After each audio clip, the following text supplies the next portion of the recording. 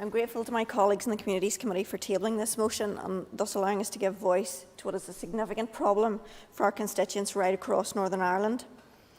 As we're hearing from our members in the House today, damp and mould in housing executive properties is a common theme across all constituencies and for those we represent, some of whom are reaching the end of their tether.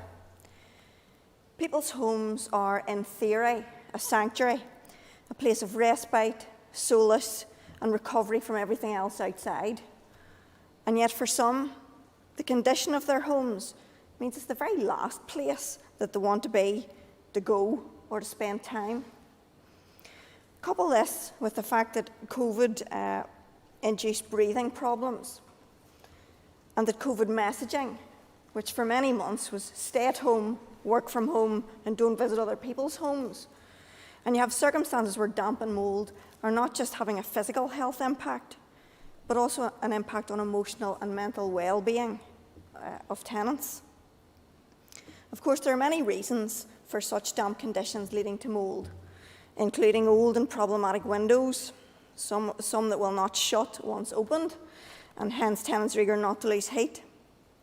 Old and expensive heating systems which force people to choose between heat and food. Lack of loft and cavity wall insulation. Lack of vents on newly installed windows as part of schemes. Delayed decision making, which I'll come to later. And poor inspections, which blame it all on not opening windows and closing radiators, completely ignoring that it's never black and white, and it's failing to get to the heart of the matter. The bottom line is that it's a combination of all of these factors, most of which are beyond the tenant's control. And given that the housing executive is the biggest landlord in the country, there's no excuse. Given that their home department is essentially the regulator of landlords and thus the keeper of standards, we must get beyond the familiar do as we say, not as we do approach. They should be setting the example to other landlords.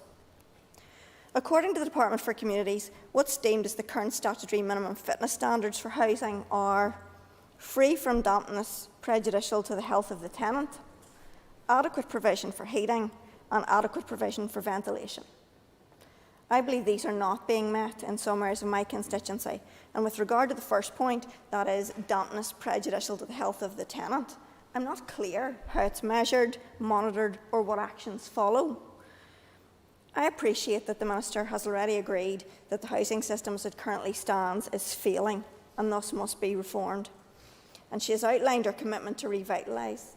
However, all this takes time, and many tenants don't have time. The detriment to their health and well-being is too great, and the processes are too long. By way of example, and to illustrate the practical outworking of the problem, I want to turn my focus to my own constituency of East Belfast.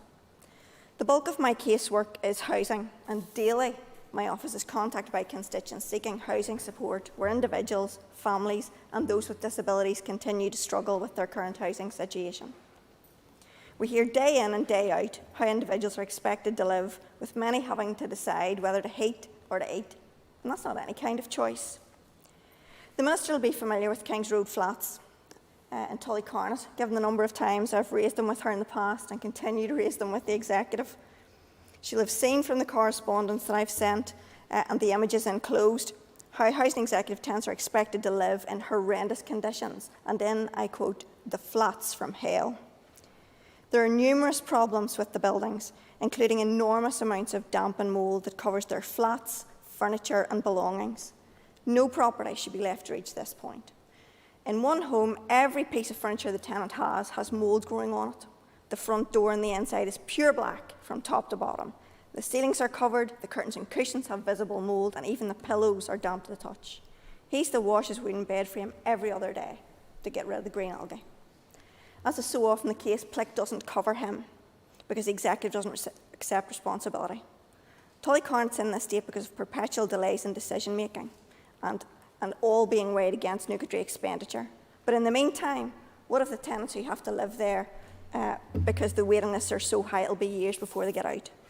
There are other examples in Braniel and Craigie, and I want to finish lastly by saying I'm grateful in East Belfast because we're blessed with a senior manager and area managers who do their utmost who are pragmatic, adopt a common sense approach, and most importantly, care about their tenants and work with us as elected reps to find solutions within their own designated authority. However, they can only do so much.